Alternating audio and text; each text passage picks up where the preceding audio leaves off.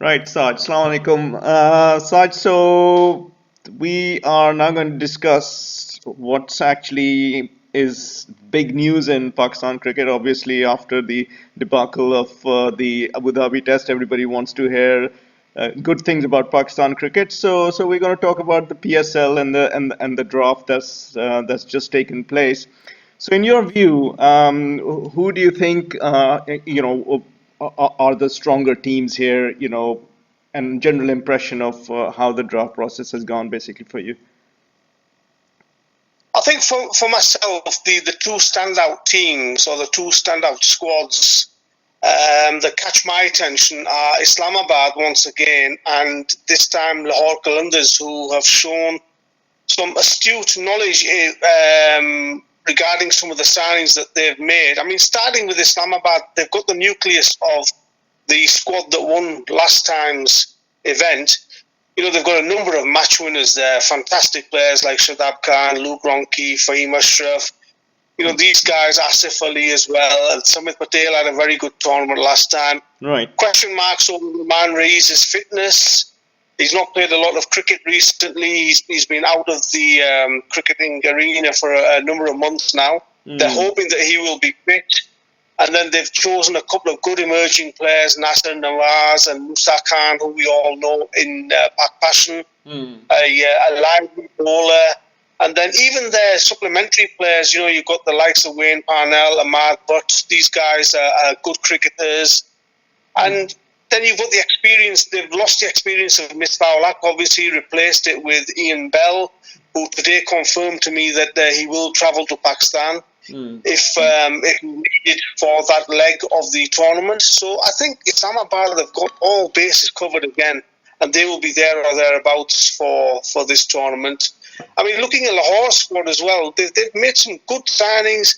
They've got a Hafiz, experienced campaigner who will captain the team. He'll be there for the whole tournament, so they'll have one captain, established player as well. And I think he'll get the best out of the young Pakistani players that they've got. Right. And their overseas, they've signed some very good players there. De Villiers, who won't be available for the whole tournament, but he's a good signing. They've got Carlos Brathwaite, Corey Anderson, Devchich will be there as well. Right. My only concern regarding Lahore is their batting, which I think will heavily rely on Fakhar Zaman, especially when De Villiers isn't there. Bowling-wise, they've got a very strong bowling lineup. You've got the likes of Yasser Shah, and you've got people like Azaz Chima, Haris Rauf, who are good backup seamers there as well. Hafiz, obviously, his bowling is very good. And then you've got the likes of Corey Anderson, Carlos Brathwaite, experienced guys. And Shaheen Shah Afridi obviously is there as well. So they've got a very strong squad this time. The sixth team, obviously they've not got a buyer yet, so we'll call them the sixth team. They've made some interesting signings. You've got experienced guys like Steve Smith, Shoaib Malik, Shahid Afridi, and then you've got Junaid Khan, Mohammad Irfan. These are experienced guys who've played a lot of T20 cricket, and they will be relied upon for the success of this team. I just worry about the batting a little bit. You've got Joe Denley there, who's a good batsman, but then you're going to be relying a lot on all-rounders like Shoaib Malik, Shahid Afridi. I think maybe their batting perhaps might be a little bit of a weakness for them. Quite have got a good squad as well. They've made some interesting signings. I think they've once again kept some of their main players from last season, obviously led by Safraz Ahmed. They've traded Sunil Narayan. He'll be an important player for them. And then the West Indian all-rounder Dwayne Bravo. Then you've got all-rounder Shane Watson. Right. And then good old Omar Iqbal has ended up at Quetta this time. So for his sake and for Pakistan cricket's sake, let's hope he can actually do something on the pitch rather than creating headlines off the pitch. Right. A couple of good emerging cricketers as well for Quetta. Naseem Shah, the young teenage pace bowler that we know about on PakPassion. You've got the likes of Ahmed Shahzad, who's a supplementary player, but then also you've got Riley Russo, And again, experienced guys like Suhail Tanveer, who are very good in the T20 format.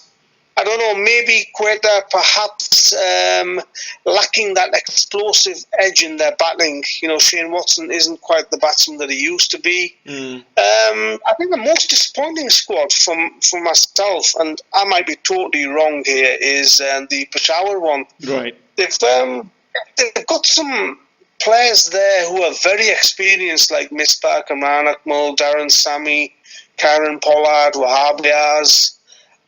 These guys have played a lot of cricket in this format, also in the T20 format, but I do worry about the age of this squad and the lack of strength in depth.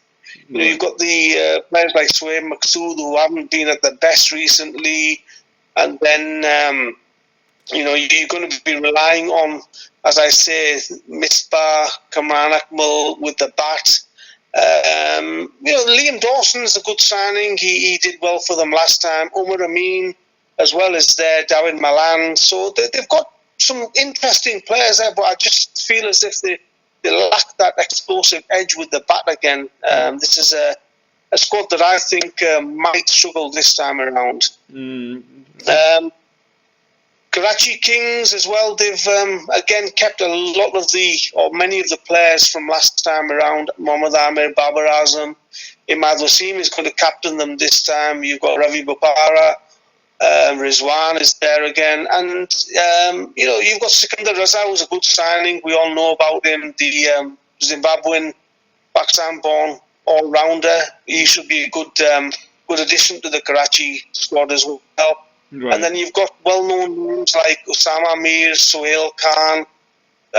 These guys, a lot will be expected of them.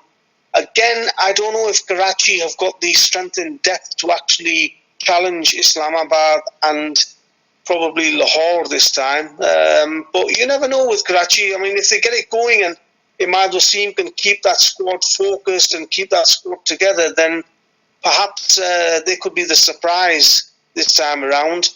And then finally, I mean, I think you know, this tournament should be an interesting one. I think, as I say, Islamabad and Lahore look like the standout teams to myself. But you never know. In T20 tournaments, anything is possible. True. And you know, we on our forums we've discussed a lot about players who should have been selected and were somehow ignored.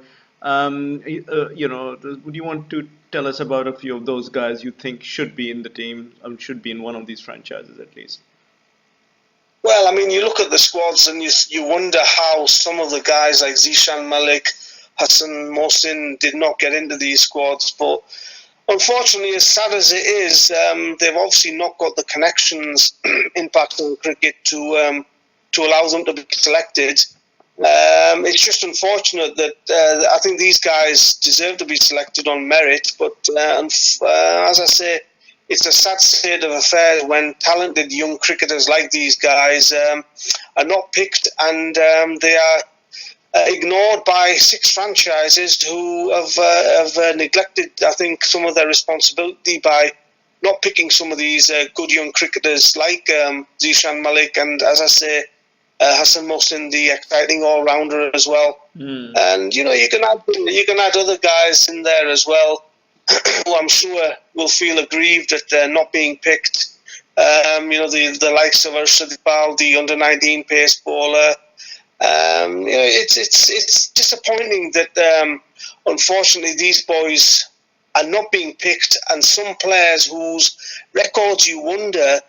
And look at and wonder why they are being picked by these franchises. It really is a strange occurrence, really. I mean, do you think there is any merit in the fact that some of the people who've been selected, especially the young guys who we think maybe shouldn't have been there, that's happened because the captains and the coaches of these things are you know these people are not comfortable with them? I mean, maybe that's a factor.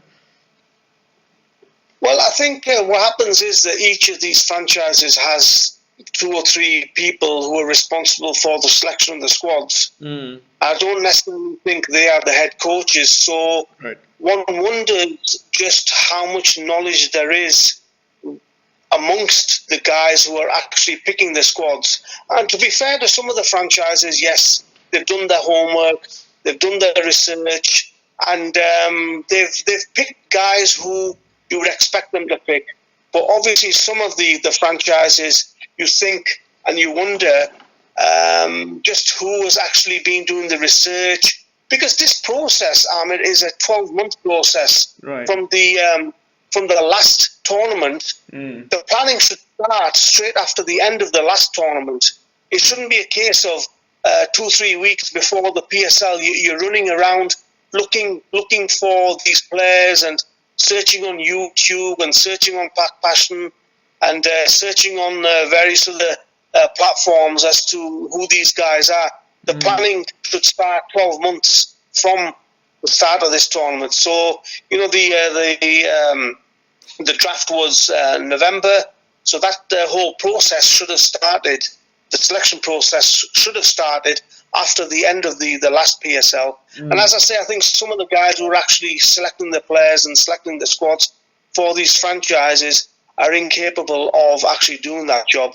And one other thing I would like to mention is regarding the PSL and the PCB. What the PCB needs to do is they need to have, in my opinion, they need to have the national T20 tournament before the player draft. So now what's going to happen is in a week or so's time, the national T20 tournament will start, excuse me, and you'll see a number of excellent T20 players who are playing in that tournament but won't have been picked at the PSL. Surely it should be the other way around. The national T20 tournament should be first and then the PSL draft. True. Great. Right, so thank you so much for